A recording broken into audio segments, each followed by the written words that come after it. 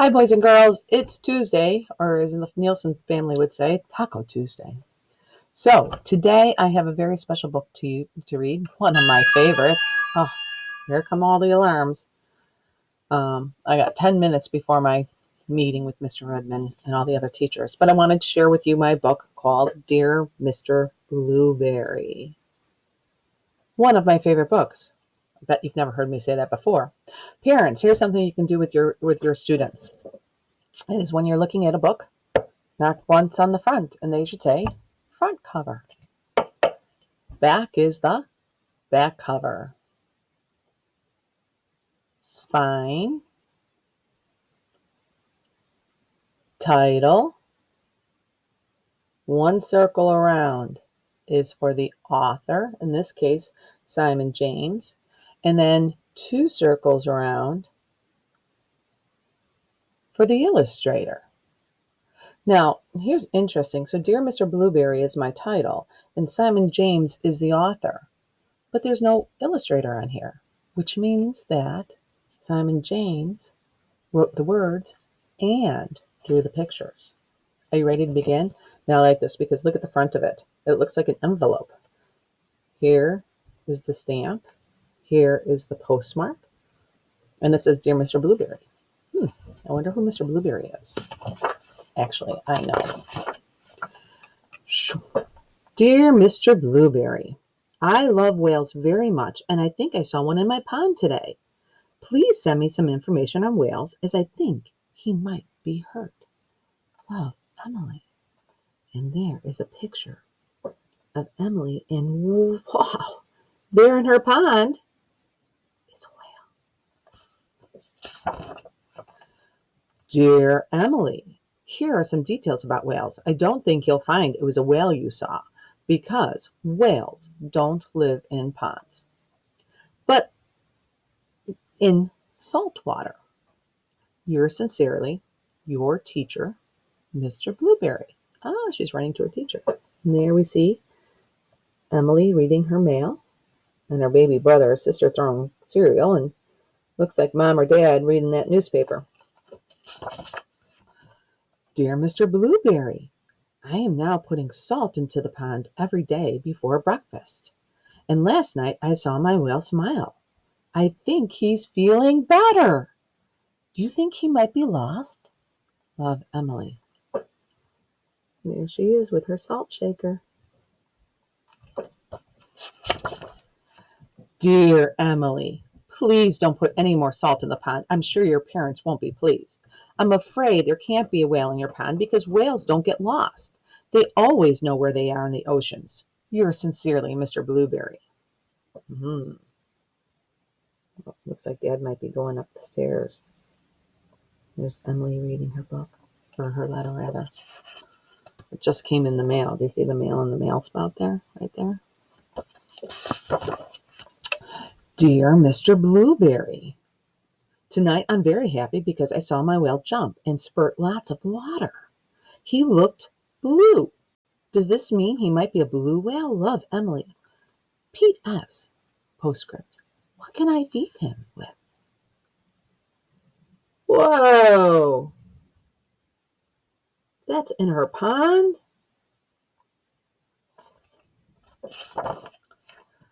Dear Emily, blue whales are blue and they eat shrimp-like creatures that live in the sea. However, I must tell you that a blue whale is much too big to live in your pond. Yours sincerely, Mr. Blueberry. P.S. Perhaps it is a blue goldfish. Ah, and here's Emily doing some research. That's still with the paper. She's got a book and it says goldfish on it. She's trying to figure out. Dear Mr. Blueberry, last night I read your letter to my whale. Afterward, he let me stroke his head. It was very exciting. I secretly took him some crunched up cornflakes and breadcrumbs. This morning I looked in the pond and they were all gone. I think I shall call him Arthur. What do you think? Love, Emily. There she is, touching him.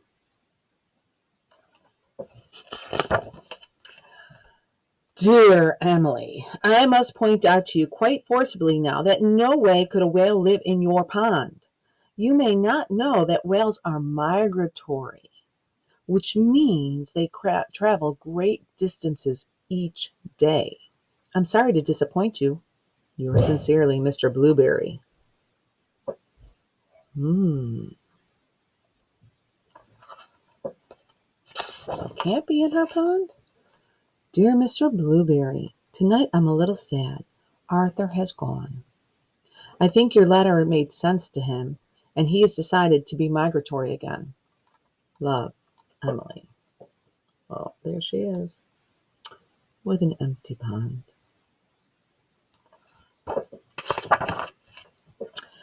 Dear Emily, don't be too sad. It really was impossible for a whale to live in your pond. Perhaps when you are older, you would like to sail the ocean studying and protecting whales. Yours sincerely, Mr. Blueberry. I think she looks. How do you think she looks? Do you think she looks kind of sad? What tells you that? Maybe the way she's hugging her knees? She's got a picture of a whale, though. Yeah, that's probably Arthur, don't you think? Dear Mr. Blueberry, it's been the happiest day. I went to the beach, and you'll never guess, but I saw Arthur. I called to him, and he smiled. I knew it was Arthur because he let me stroke his head. I gave him some of my sandwich. Imagine that. She found him at the beach. And then we said goodbye. I shouted that I loved him very much, and I hope you don't mind. I said you loved him too. Love, Emily and Arthur.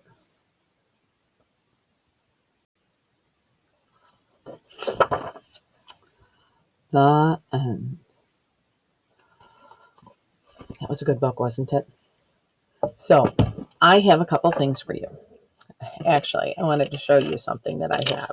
It's a little letter.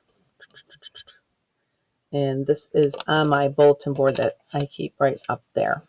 It says, Dear Mrs. Nielsen, you were the best library teacher. Thank you. You are the best, and you're nice and funny and cool.